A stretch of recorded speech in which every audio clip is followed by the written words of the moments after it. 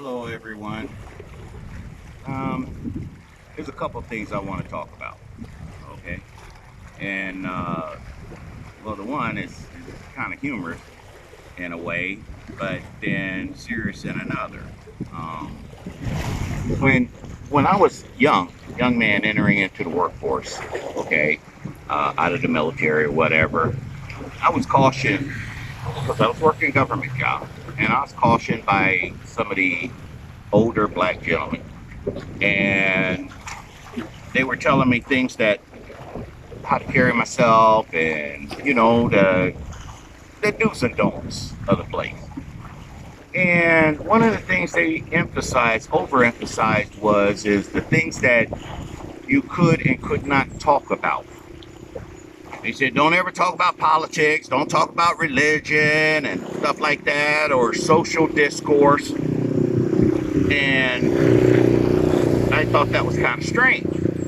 But you can talk about sports, uh, get high, drinking for the weekend, and what you did, and all that, and womanizing and that type of thing. Those are the type of conversation that seemed like it was just so, um, well, it was so rampant for the black men. In fact, I couldn't even get my white counterparts to talk shop with me. Okay, about the job. That's talking shop. Okay, could not get them to even. They didn't even feel comfortable. Okay, holding those type of conversations with black males. The only type of conversations they held, and so the black guys thought they were cool because all they talked about when they seen the black guy was, "Hey man, what do you think about that game this weekend?" Blah blah blah, and that's the way the conversations would go. And or who went partying and that kind of thing. And that always bothered me. I didn't like that restriction because those were not my interests. Okay, my interest was, in fact, the things that they say don't talk about: religion, politics, social discourse. And so I never really fit into that mold of being allowing myself to be oh stereoclassed, not stereotype, but stereoclass. It's a stereoclassing that gets you to act out of your your comfort zone. And so I wasn't comfortable with those type of conversations. And so nowhere in my life will you find me um, exhibiting that type of characteristic. Okay, you can't. For one thing, I don't even watch television anymore. I mean, I stopped watching television years ago, over 10 years ago. But I'm not going to entertain anyone and make them feel comfortable with my blackness by limiting myself to a conversation base. And I know there's a lot of you guys that even follow that rule to this day, and you hear me saying that, yeah, but that's true. You ain't supposed to do that, and that's the biggest damn lie going. And the reason I say that is because many years ago, a group of farmers got together under an oak tree, big ass oak tree. I don't even know if that oak tree's still standing or they got the markers there where it stood, but they got together and they talked about religion. They talked about definitely politics, and they talked about social discourse. In doing so, those men fathered the greatest nation in modern times, the United States of America.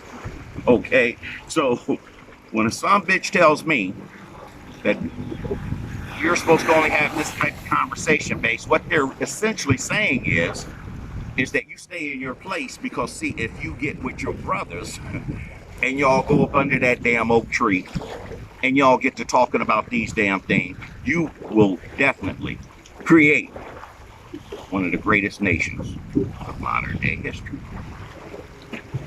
Don't like for me to bring that out or to even say that because that is everyone's fear. And so when a black man, you see him and that's all he talking about is sports or what some woman look like, he has to act like he's a womanizer. He has to act like he's a get high. Okay, man, I had some Hennessy. Who don't even know what Hennessy is. Okay, it's the cheap shit. All right, but it's marketed to blacks through pop culture, so they think that that's what a premier drink. But blacks, by and large, don't know about alcohol. They're not drinkers. So you got these brothers that allow themselves to be put in that box. I won't allow myself to be put in that box. And so that brings me to what happened recently with NPR. News agency, they sent out tweets.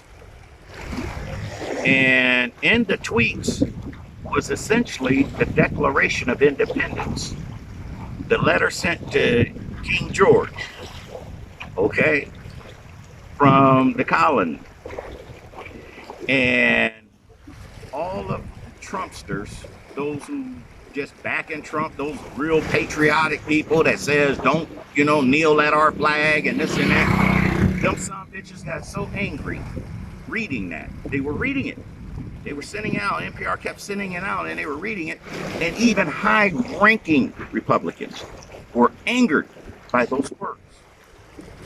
And they were calling NPR saying that it was communism, socialism, calling every goddamn thing they could. Treasonous. And guess what?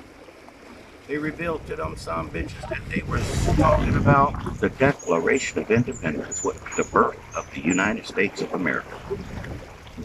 The declaring of independence from King George. And they thought that those words were aimed at Trump.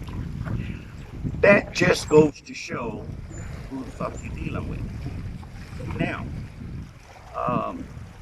years ago, I took an oath to protect the Constitution of the United States when I went to the military. And during that oath, I realized that I was committing myself wholeheartedly. There was no expiration on that oath to protect the Constitution of the United States, to protect the United States.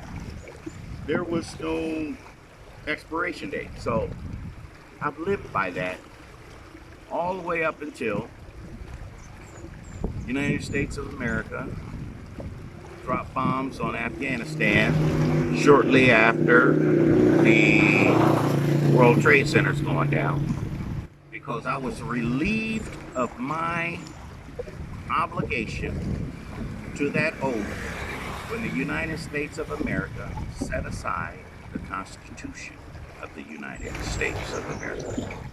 The United States of America hasn't been governed by a constitution in nearly 20 years. And so therefore, it is incumbent on me to stress to my brothers, black men in the United States of America, that you are not beholden to this country when you consider actually declaring your independence from the United States of America. It's a big topic. We've been throwing it around a lot. I've talked to several black men who actually, and different ones, have said, this is an act of treason, just like they said back in the 1700s. This is going to be an act of treason. Well, for the black man in America, it can't no way, shape, or form be an act of treason. America has never been beholden to us. It has not included us into their bindings in the fiber of Americana, should I say. So it is high time that we as black men actually seriously consider declaring our independence from the United States of America. There is nothing that holds us, binds us to the doctrines. There is no doctrines. It's governed by what's called a Patriot Act, which is the most treasonous act known. Once you delve into it and start actually reading it, it goes against every principle that the Constitution stood for. So when you hear people talking about their Second Amendment and this and that, essentially the elitists are laughing. it's a joke for them. Simply because um, in 2008, the police union, Fraternal Order of Police, was taking a case to the Supreme Court because they wanted the right to determine who should live and who should die. A man was shot, black man was shot in the back while running from the police. Clearly no weapon, no nothing. The same story you've always heard, but it went to the Supreme Court. And the Supreme Court sided with the Fraternal Order of Police on the sheer basis that there is no constitution in the United States. And under the Patriot Act, the police has the authority to give a life or take a life. Okay? And it is their discretion, because they can argue, I fear not for my life, but that maybe he will go off and maybe next week kill somebody. So I had to kill him then. That is the premise. And so therefore, that's why you're not going to have police officers being charged and sentenced for killing anyone. Okay? Because there is no law that says that they cannot. The Supreme Court held up their right to be the judge and a jury. Okay, you really don't need a criminal justice system when you live in a police state. Okay, and no one's more happier to usher in a police state than white Americana, because white Americana is seeing they do this on purpose to visually continue to show you black men being executed. There is no holdback happening. Even though you got all these protests, every day in the United States, anywhere from 3 to 5 black men are being killed by the police. Fact check me on that. Every day in the United States. There's been no slowdown in the killings. It's been a ramp up because white Americana loves this shit. But now you go back to why they're so willing for this. Is because they feel that they are exempt from the laws. They feel that the laws, the negative laws, apply to only blacks. And so therefore, they will vote away their own self-interest, which means those laws govern them as well. But they don't care because they're been indoctrinated from birth with white supremacy, what I call white hate. And so therefore they're able to enjoy the killings of black men in America. Women, children, you can throw all of us in there, but let's go with gender specific. In that is why it is incumbent upon black men to communicate with black men. I have said it before, I've said it again. All these protests with George Floyd has nothing to do with black men being killed by the police. Nothing. The Black Lives Matter, okay, they're financed by a billionaire, okay? The same billionaire finances Antifa, okay? When you look at their all agenda, Black Lives Matter, when you go into it and look into their agenda, you will find that their agenda is anti-black male. They say that. It is indoctrinated in their doctrine that they are for the disbanding of the patriarch family system. Okay? So now you have these 3 lesbians, or well, 4 now, 4 lesbians have come together and they have essentially spoken that their organization is for effeminizing the black community. Okay, so now when I tell black guys you have no friends, you have no friends. You're alone. Okay, Shanae is off in her own world. You got the feminists with the Black Lives Matter. You got Antifa.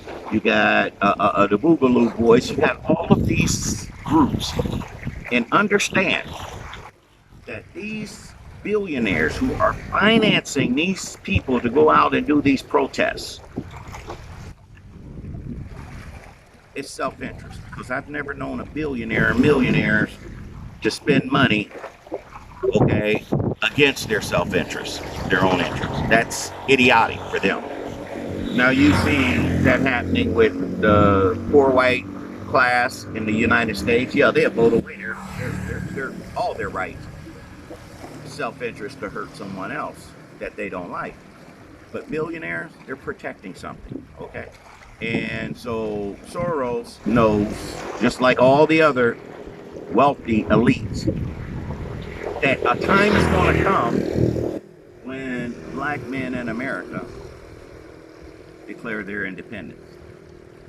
When black men in America stand up, in essence, okay? Because it's going to be, there's not going to just be declaring your independence and oh, la la la la.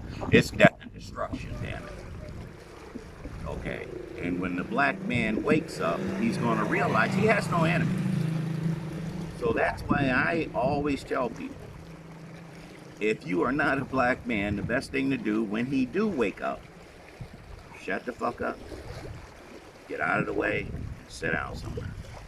Because when he goes unified, like if you don't have, he don't have any allies, so anybody's in his way, it's collateral damage. This is a reality that nobody likes to talk about or even think about. They can shun me and call me crazy for even talking of it. But remember, during slavery, there was a slave out in that field that sat up and said, I'm going to run away from this. We need to get together and get out of here. There was a slave that said that. And you know what the other one said? Oh man, you crazy. You talking like a fool. How you? And then some even went and told on him and got him beat. But guess what? There's no field hands working anymore because there was enough of them that decided they wasn't going to allow that plantation to stand after it burned down after the Civil War. It wasn't going to be able to stand anymore. Understand that. Whatever side you're on, there's only two sides. Either you're for global white supremacy, and trust me, everyone but black men is for global white supremacy because everyone has a spot inside of it. They have, either they're sitting at the table or they're sitting under the table catching the crumbs or they're sitting in the floor over in the corner. They're somewhere in there. But there's no black man inside of global white supremacy. That's why I'm telling you. Just be prepared when he do wake up, get out of his way. And when these brothers do decide to go and declare their independence, that's when global white supremacy collapses. Remember, I told you before, it's Achilles' heel is currency. Currency drops. Okay? Who's in charge of the currency? The black male. Whoever decides to, with social disobedience, okay, to shut down the economy and then turn on the America's infrastructure. It's gone in a day. If you don't believe me, say a prayer, go to sleep, and have a dream, and it'll all come to you very clearly. Okay? So, know that that Declaration of Independence, it was written by a group of men that defied the rule of conversation. But those same men implied that rule on the black consciousness of the black man. And so I implore all black males, stop talking about sports, get high, and women, and start talking about politics, religion, and social discourse. When you start talking about those things, it's okay to talk about those. Those men were not all of the same religion. We are not all of the same religion, okay? They were not of the same social settings. Some were farmers, some were politicians, okay? Statesmen and other categories. But understand, all right? We have to have these discussions with ourselves. There's nobody else to sit at that table and talk. Because anyone else is going to be talking their interest and against yours because no one has been on your side from the start. You don't have any friends. Talk to each other, brothers. Going to paradise? I'm out of here.